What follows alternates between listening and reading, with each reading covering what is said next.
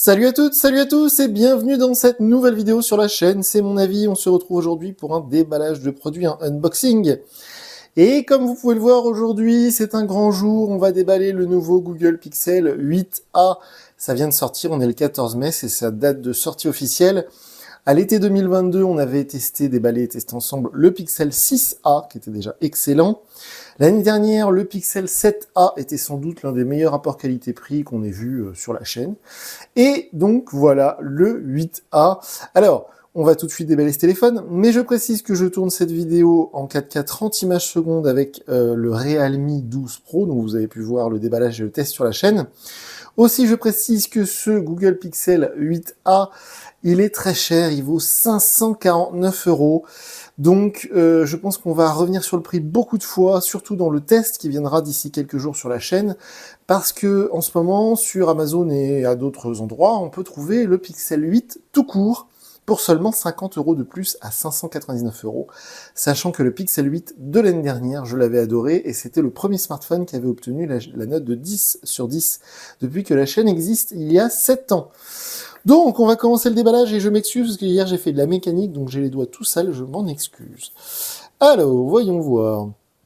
Rien de bien intéressant sur la boîte, hormis le fait que j'ai vu, voilà, ce petit pictogramme que je trouve très malin, très utile et très bien fait, qui nous informe que le chargeur n'est pas dans la boîte et qu'il faudra un adaptateur secteur qui fournisse entre 7,5 et 27 watts, 27 watts étant le maximum pris en charge par cet appareil qui est évidemment animé par un processeur de chez Google, le Google Tensor, vous savez, c'est un peu comme les Exynos chez Samsung, ou les puces bioniques chez Apple, c'est-à-dire que tout ça s'est fondu à Taïwan, mais c'est conçu, on va dire, par les équipes de Google et non pas par Qualcomm ou Mediatek.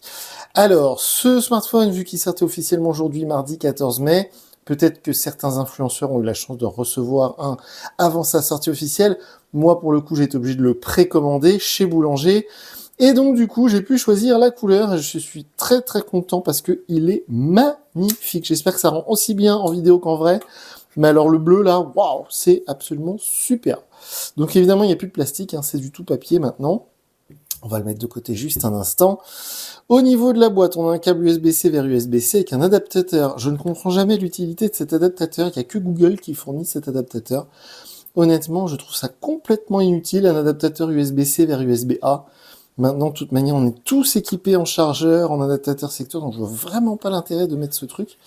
Et la petite boîte ici, avec un outil pour sortir le tiroir SIM, et avec de la littérature, des choses pas très intéressantes à l'intérieur. On dirait l'annuaire des employés de Google tellement c'est épais, hein. Franchement c'est impressionnant l'épaisseur du truc. Et ici, qu'est-ce qu'on a? On a juste, voilà, un petit papier qui nous dit que si on veut de l'aide, il faut aller sur le site Google Pixel. Ok, super intéressant. Alors, le téléphone en lui-même, parce que c'est ça qui nous intéresse. Oh, c'est tout doux. Oh là là, c'est beau, hein. Franchement c'est beau. C'est cher, hein, mais c'est beau. Oh là là. En fait, ce qui est drôle, c'est que Google Pixel, ils ont pris des parts de marché énormes en quelques années, et ils ont fait un truc tout bête, c'est qu'ils ont copié, entre guillemets, Apple, c'est-à-dire qu'ils font des produits un peu plus chers que certains concurrents chinois. Le rapport qualité-prix n'est pas toujours le meilleur, mais au niveau des matériaux, au niveau de l'objet, ça n'a rien à voir. Là, évidemment, par exemple, c'est un châssis en aluminium, c'est pas du plastique, avec un arrière en Gorilla Glass, et c'est très beau, là, vous voyez, c'est de l'aluminium, donc c'est magnifique. On est à 187 grammes, je crois, de mémoire. On est sur un poids assez contenu. C'est un peu lourd quand même. Moi, je préfère quand ça fait 160, 170 grammes. Là, on est plutôt vers les 190 grammes. C'est un chouïa lourd, à mon avis.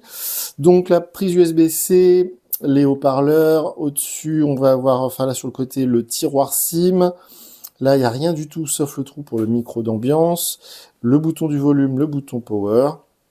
Et donc, on va l'allumer ensemble. Bien évidemment, c'est de l'Android 14. Alors, l'intérêt des Google Pixel, c'est que quand il y a les nouveautés, les nouvelles versions, genre Android 15 qui va sortir d'ici quelques semaines, quelques mois, eh bien, les pixels sont prioritaires. Alors, tout de suite, un truc qui me chagrine un petit peu, surtout vu le prix de l'appareil, c'est que la bordure inférieure est plus épaisse que la bordure supérieure. Les bordures sont très épaisses, on dirait des bordures d'iPhone 11 ou d'iPhone XR. c'est un peu décevant, surtout que en cette année 2024, on a vu des dingueries, comme disent les jeunes, avec par exemple le Poco X6 Pro et ses bordures ultra fines et symétriques. Donc bon, on va dire que c'est pas pour ça qu'on choisit du Pixel, mais voilà, c'est un peu relou quand même. Alors c'est drôle parce que de base, il est en thème sombre. Il est pas en thème clair. C'est assez étrange. Bienvenue sur votre Google Pixel, ça on va faire passer. On va juste aller rapidement ensemble sur l'écran d'accueil, même si bien évidemment vous connaissez, puisqu'il n'y a pas beaucoup de choses qui ont changé par rapport au Pixel 8, voire rien du tout. Suivant, ok, accepté. Alors ce qui est très très cool sur les Google Pixel, par rapport à, justement, on parlait de Poco il y a un instant, c'est que chez Poco, chez Motorola, chez Xiaomi, chez OnePlus, toutes ces marques-là, vous allez pouvoir avoir des meilleurs rapports qualité-prix, c'est clair, mais par contre, vous allez subir de la publicité. Et là, chez Pixel, comme chez Nothing d'ailleurs, cette marque londonienne que j'aime beaucoup, eh bien, il n'y a aucune application, vous le voyez, sponsorisée, préinstallée, il n'y a pas de jeu, il n'y a pas de conneries dans ce genre-là. Il n'y a pas de Spotify, de Netflix, de Amazon Photo, que sais-je encore. Il n'y a que les applications Google. Ça, c'est très très cool. Je crois que Sony le fait encore, même si Sony, il y a peut-être quand même des applications de chez Microsoft qui sont préinstallées. Bref. Vous le voyez, le thème sombre est déjà pré-appliqué avec ce fond d'écran très sombre lui aussi. Hein, tout est très sombre. Voilà. Pixel, d'habitude, c'est un peu chatoyant. Cet écran AMOLED 120 Hz, normalement, il monte jusqu'à 2000 nits. Donc ça, c'est quelque chose qui est intéressant, que je vais espérer tester, parce que là, depuis hier, on a de la pluie, mais j'espère qu'on va avoir du grand soleil. Donc, ce smartphone, moi, je vais l'utiliser à titre perso, il va m'accompagner partout pendant plusieurs jours, voire plusieurs semaines, voire plusieurs mois. Quoique non, parce que mi-juin, il y a les nouveaux Z Flip qui sortent chez Samsung, donc je vais sans doute passer sur du Z Flip 6 à la mi-juin. Mais jusqu'à la mi-juin, je pense que ce Pixel 8a va être mon smartphone perso qui va m'accompagner partout. Donc, d'ici quelques jours sur la chaîne principale, c'est mon avis, vous aurez une vidéo de test dans laquelle je vais vous dire ce que je pense. Je vais tester l'autonomie, les performances, les photos, et bien d'autres choses. Et qu'est-ce qu'il me dit non, merci. Et donc, sinon, d'ici quelques semaines, sans doute sur la chaîne C'est Mon Avis 2, eh bien, un test sur le long terme, sans doute un mois, avec le Google Pixel 8a. Donc, comme d'habitude, les commentaires sous la vidéo sont ouverts, donc faites-vous plaisir, dites-nous ce que vous en pensez. Dites-nous si c'est trop cher, parce que oui, c'est trop cher de toute manière. Dites-nous si un Google Pixel 7a, qu'on trouvait à 349 € il n'y a pas longtemps, et qui fait plus ou moins la même chose, ne serait pas un meilleur rapport qualité-prix. C'est possible.